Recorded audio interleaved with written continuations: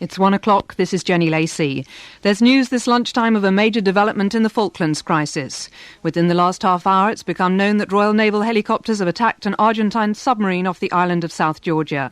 The announcement was made by the Ministry of Defence in Whitehall. From there, Maurice reports. Ministry of Defence would give no details of whether the attack had been successful or whether the submarine had been sunk. However, it's thought that a British warship was threatened by one of the Argentines' old diesel-electric-powered submarines, which was in a position to sink the British ship.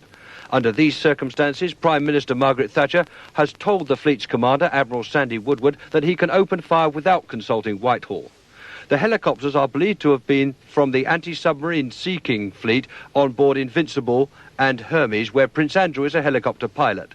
These carry both depth charges and torpedoes, but the Ministry of Defence is giving no details yet of how the attack was carried out.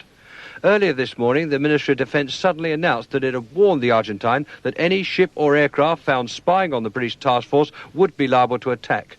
This statement in the middle of the night suggested that some conflict had occurred, but it's still not clear whether the helicopter action or the Ministry's statement came first.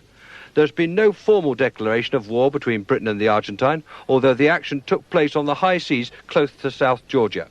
More details of the incident are expected to be released later today, but the attack is expected to change the whole face of current diplomatic negotiations.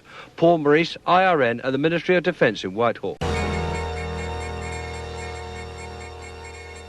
10 o'clock, Paul Leighton at the news desk.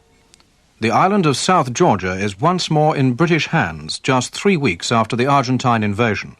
Argentine forces on the island, 800 miles east of the Falklands, have surrendered after a helicopter-borne assault by troops from the British task force. There were no British casualties. The troops went in following a helicopter attack on the port of Grytviken, during which an Argentine submarine was damaged by rocket fire. A short time ago, the Prime Minister, Mrs Thatcher, appeared on the steps of No. 10 Downing Street together with the Defence Secretary, Mr John Nott. Mrs Thatcher congratulated forces involved in the attack.